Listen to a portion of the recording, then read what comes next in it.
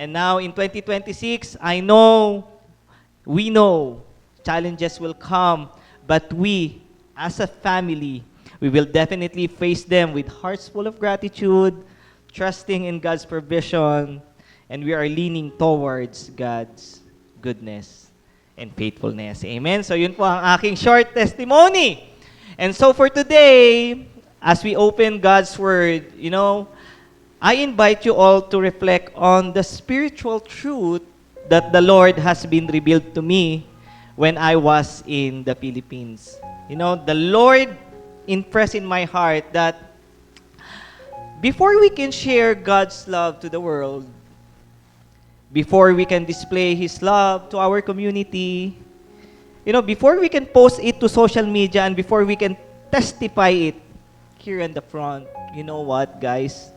Love must first begin inside our home. Naniniwala ba kayo doon? Because if love is not practiced where we live, then it will very difficult to sustain it where we serve. The love of God means to start where we are most known, where we are most exposed, and where our character is truly tested. Amen? That is why my title of the message today is Love That Begins at Home. Amen? And our main verse can be found in 1 Peter 4 verse 8.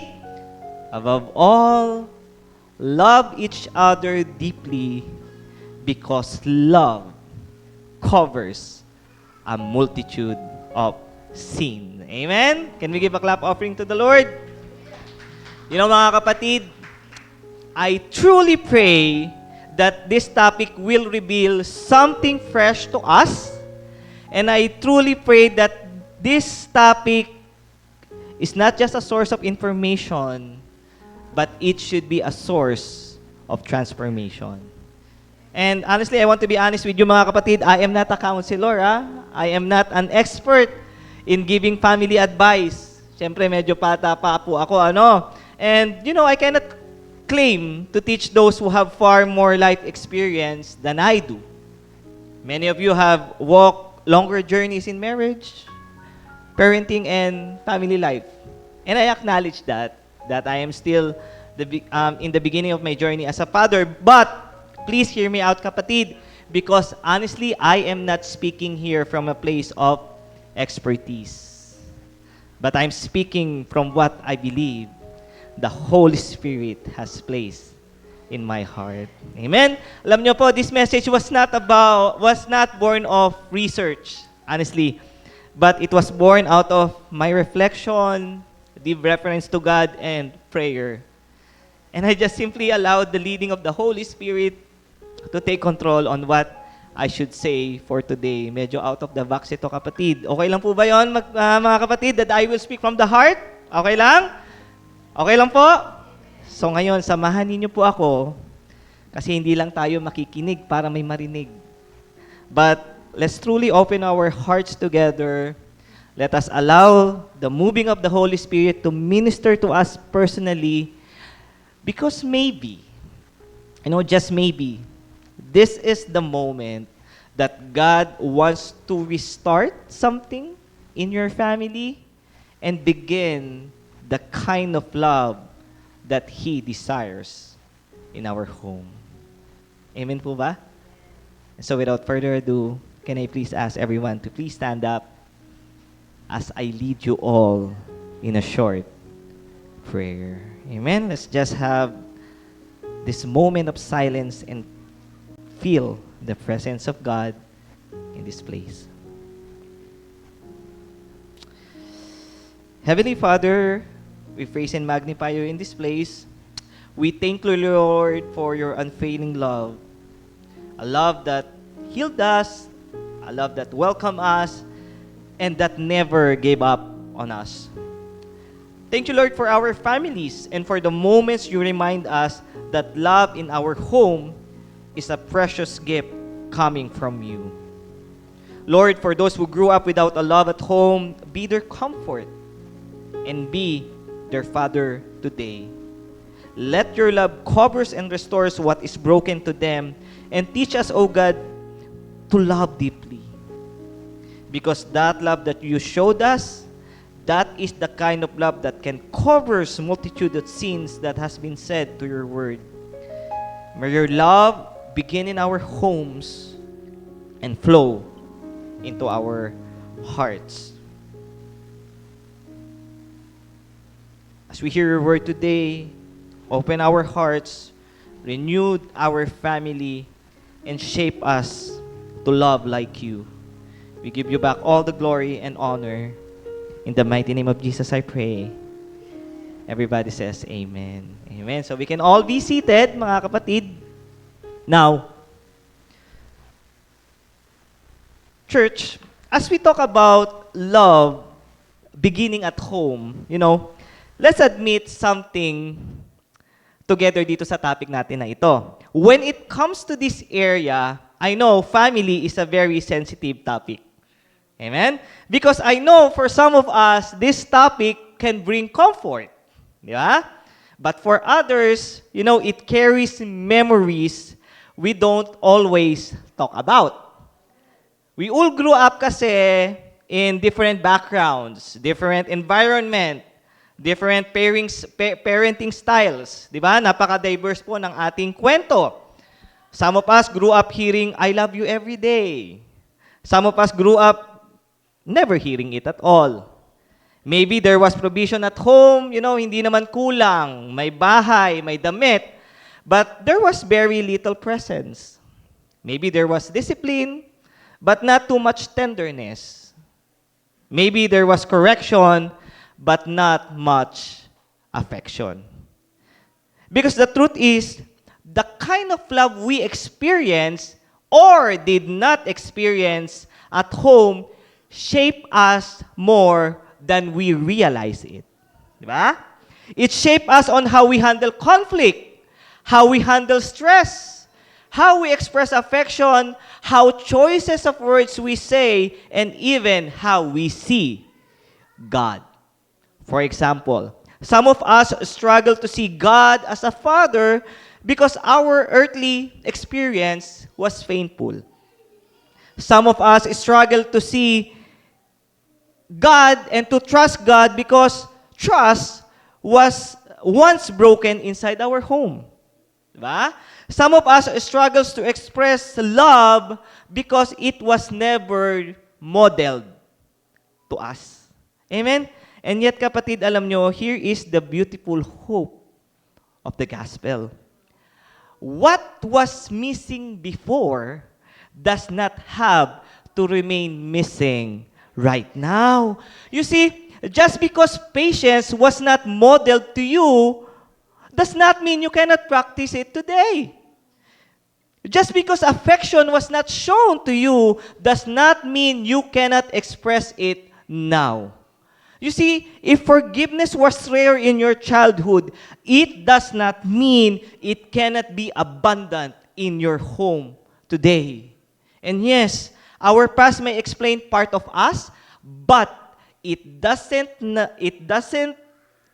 not have to define our future and what we can do to change in our family.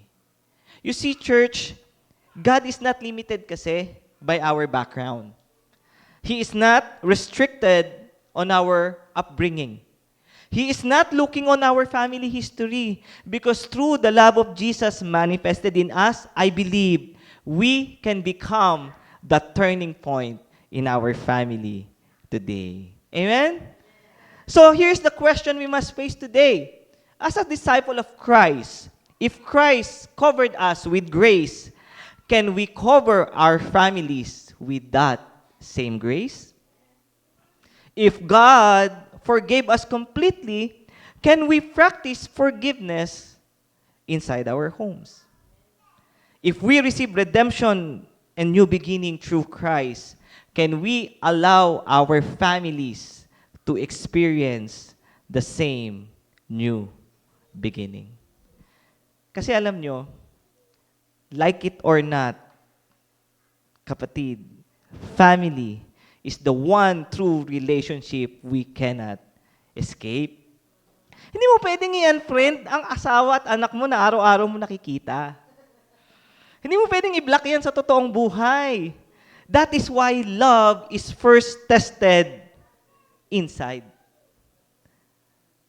The love that covers, the love that forgives, the love that perseveres, it must live inside our home before it can consistently shown outside.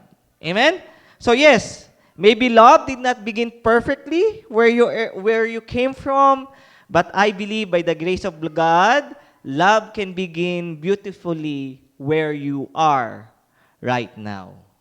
So kaya po today, I want to share 2 spiritual truths sa inyo. Dalawa lang po ito that can help us start a genuine love at home. Not perfect love, not an emotional love, but a Christ-centered and intentional kind approach of love. Now, are you ready to listen to the Word of God? Amen? This is it, Pansit. Point number 1, love is more than a feeling. It is a commitment. Amen? Church, when we hear the word love today, especially during Hearts Day, di ba? We often think about feelings, romance, sweet words, thoughtful gestures, gifts, and grandeur. Sa mga kabataan ngayon, dapat pag nag-express ka ng love, dapat bongga, may pasabog, may, kakaiba, may malaking something, may bongga, lahat kasali.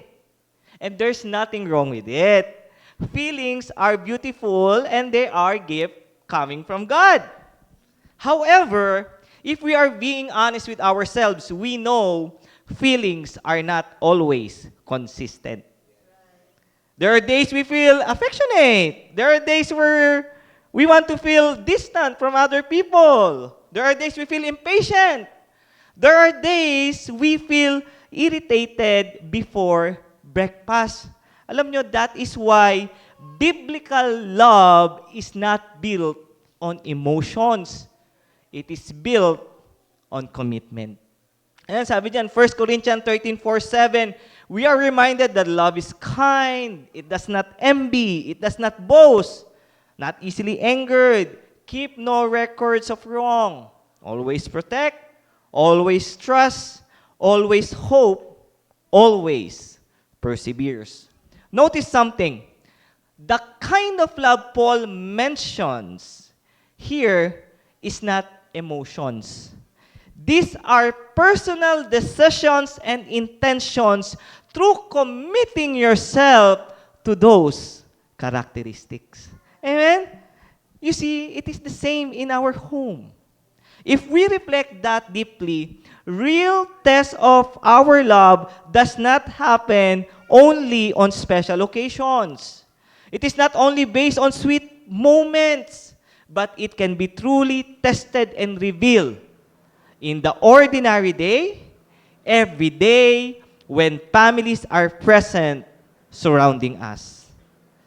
You see, guys, love in our home is waking up and still choosing to stay to one another. Love in the family is answering gently when we are tired. Love is listening to your spouse when you would rather brush it off. But let's be honest, di ba? Sa buhay may asawa, di ba?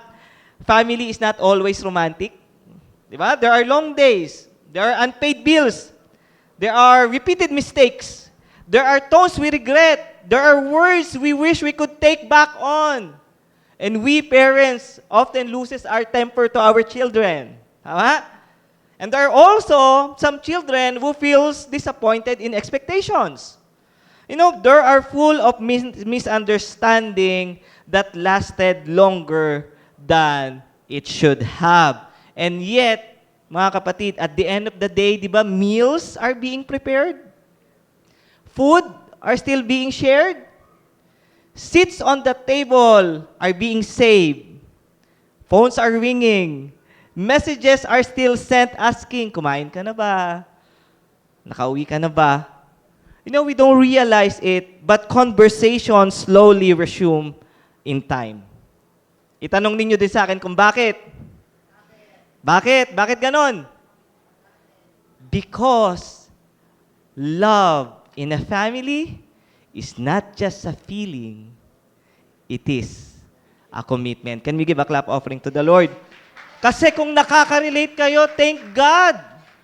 Because you are choosing commitment over your emotions. Amen?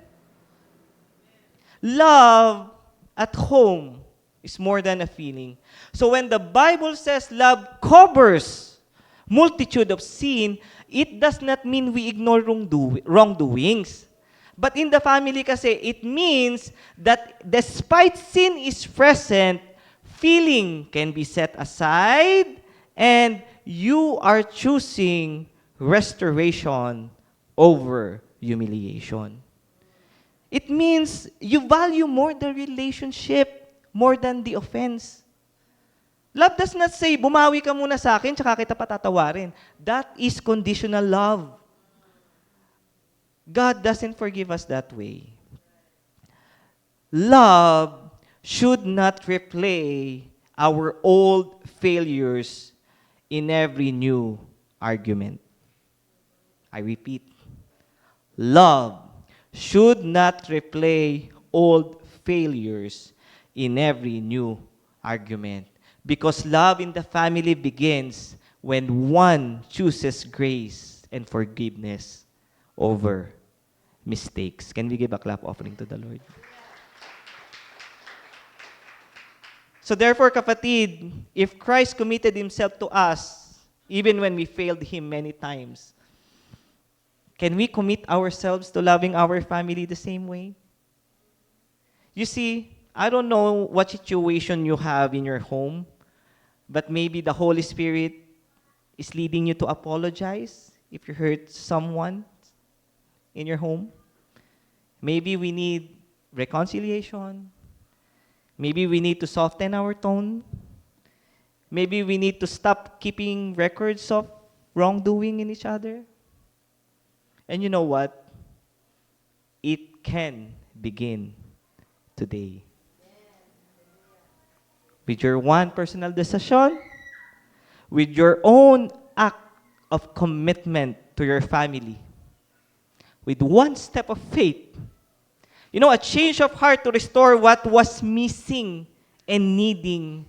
And maybe on this Family Day weekend, maybe a simple gesture of humility and connection. You know, that's what all it needs to fix some brokenness separating to your home. Tandaan po ninyo ito, mga kapatid.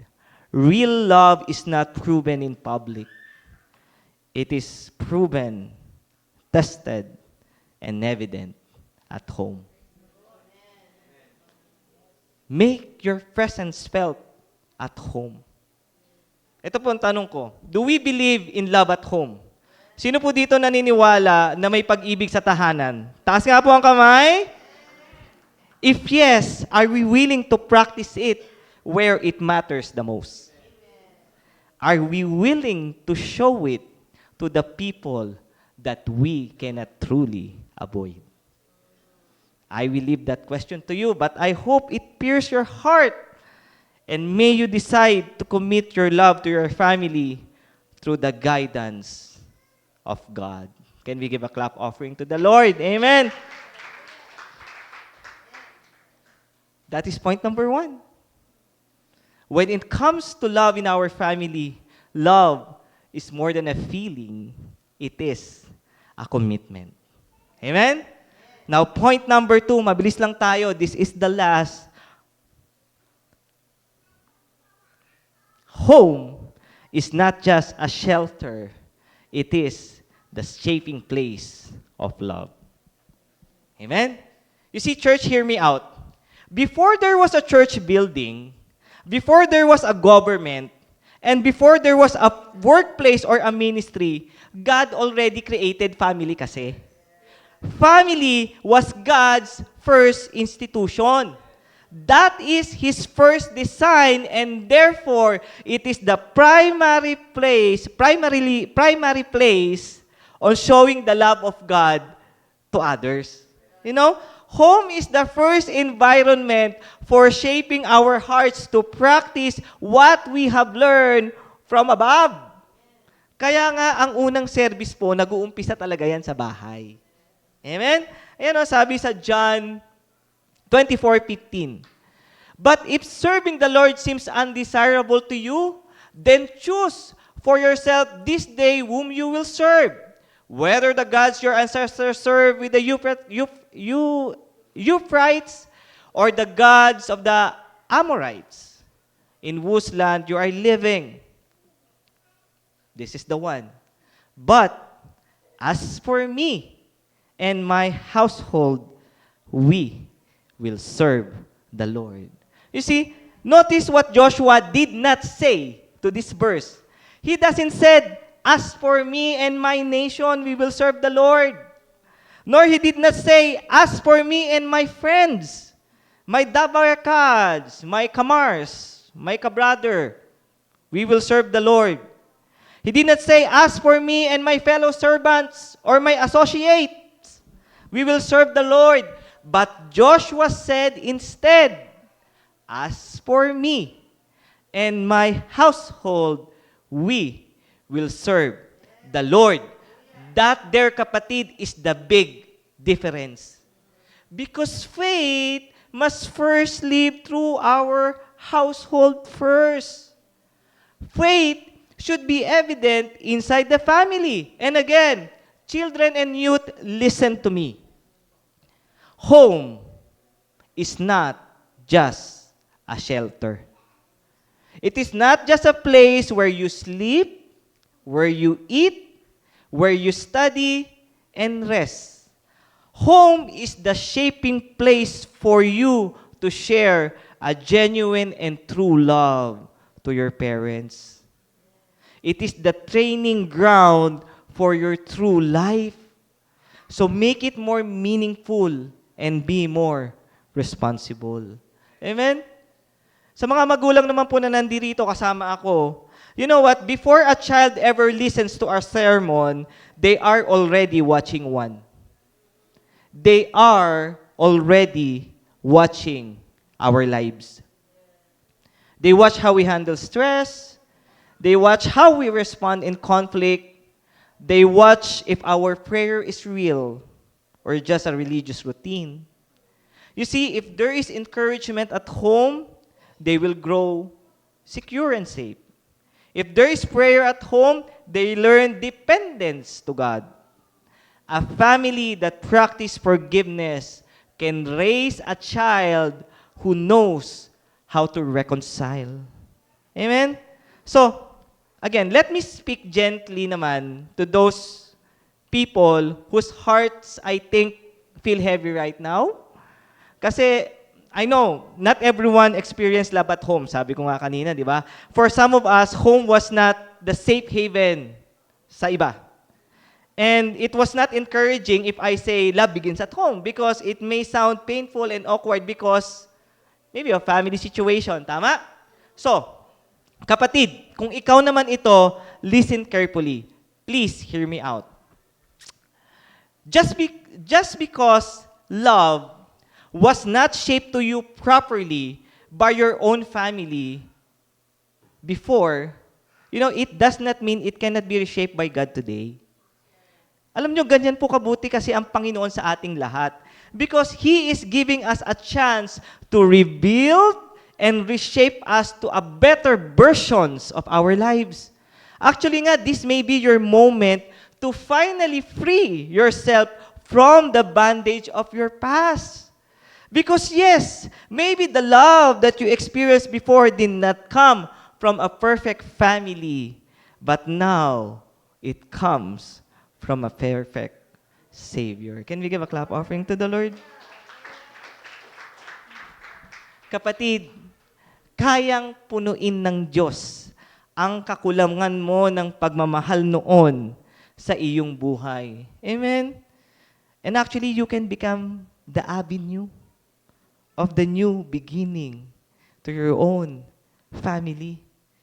Kasi namulat ka na ngayon eh, di ba? Sa pag-ibig na Diyos na binigay sa iyo. So break the chain. Serve your Lord. Serve Him by spreading the love that He gave you in your own family. Kung binata ka pa, wala ka pang asawa, nagkamali ka man sa nakalipas, if you have bad experience in the past, today is the day that you can declare that you will build your house through the love of God. Reshape your life and influence your household. You can now be the one who starts prayer in your home.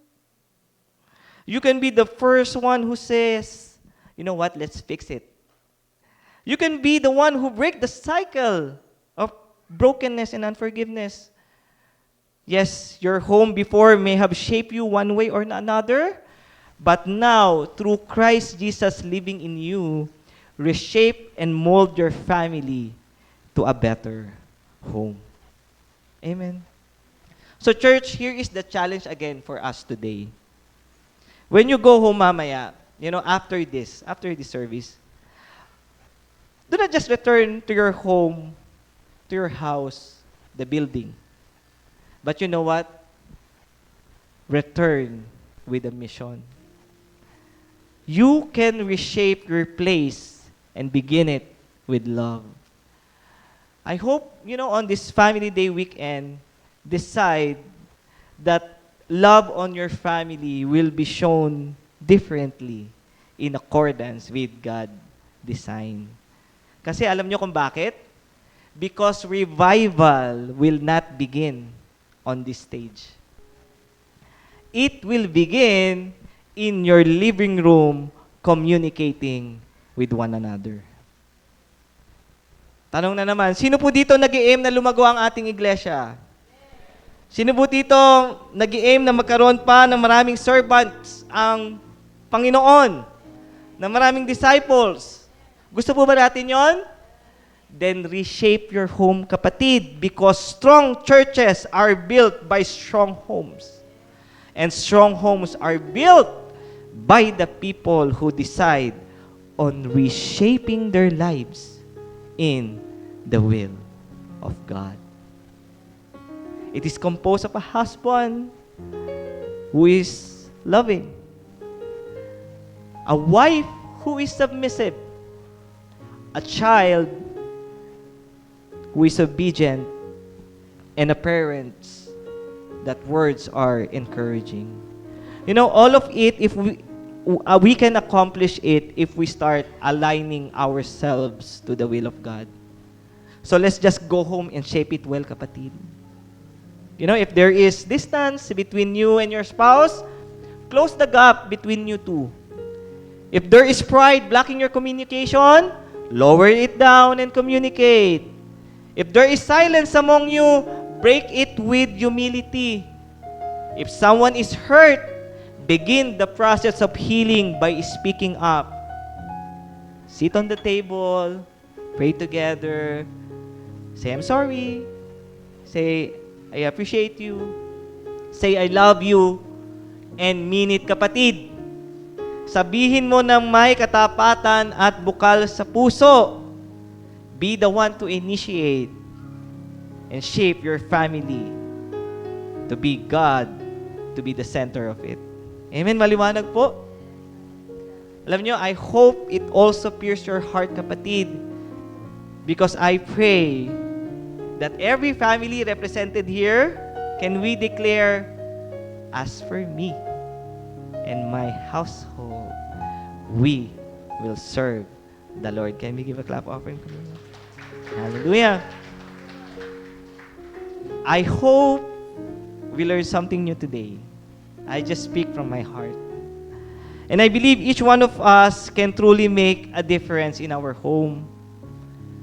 If we allow Jesus to take full control and become the center of our families, you know what? We can create a better atmosphere, a stronger foundation, and a home that truly embodies the love of our Christ. Amen?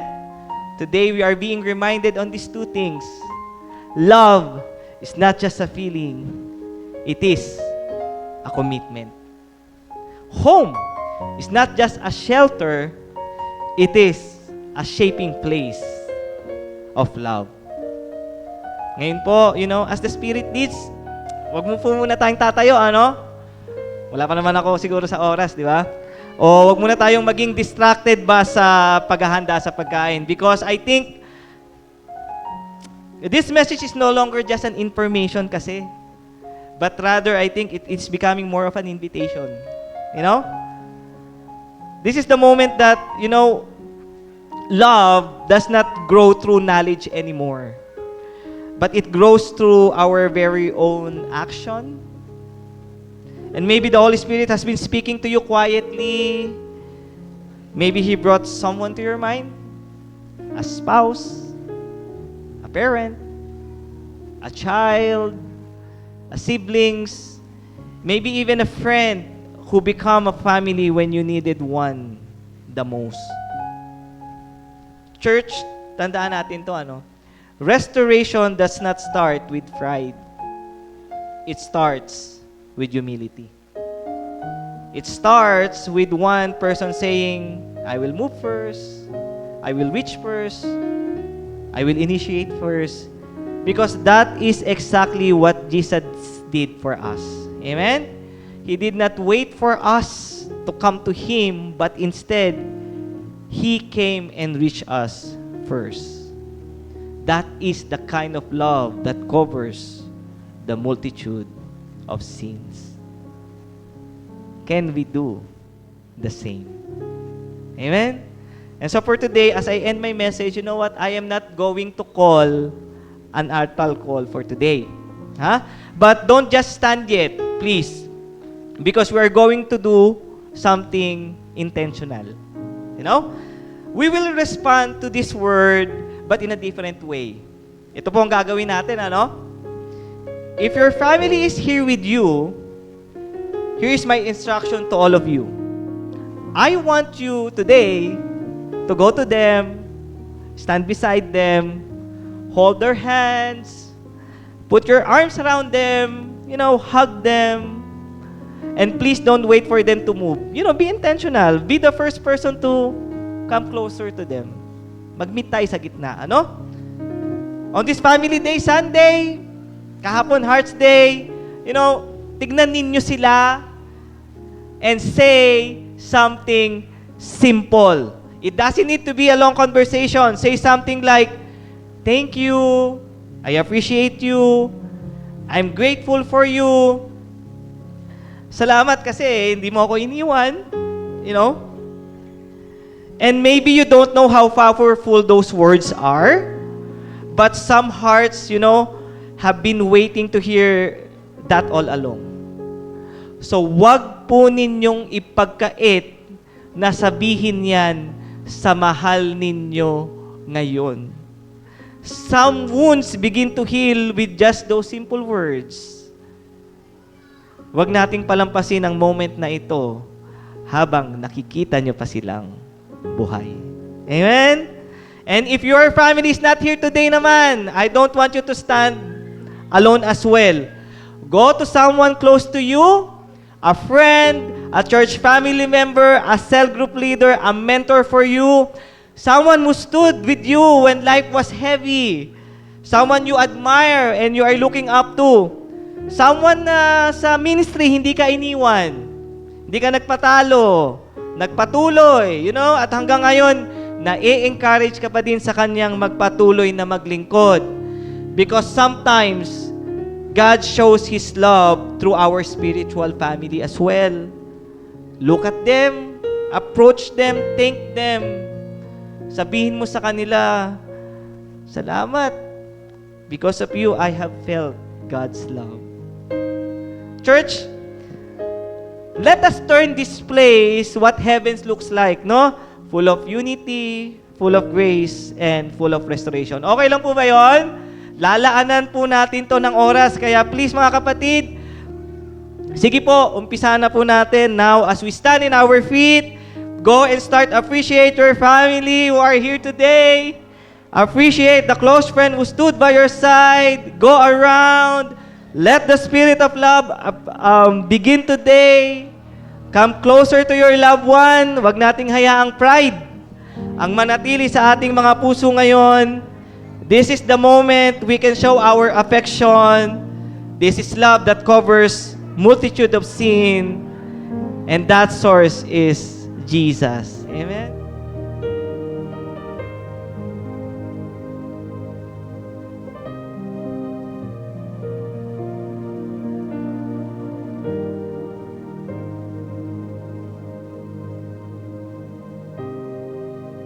Heavenly Father, we come before you with a grateful heart and a humble hearts. Thank you, Lord, for reminding us that love is more than a feeling. It is a commitment we choose every day. And a home is more than the walls and a roof. It is the sacred place where your love is formed, tested, and strengthened. Lord, you see every family here. Your love has never truly failed us. You never gave up on us. Lord, teach us to love like you. Help us, husband, to love with gentleness. Help our wives to live with grace. Make our parents have wisdom, and our children, teach them to honor and be obedient to you. Break the chain of pride.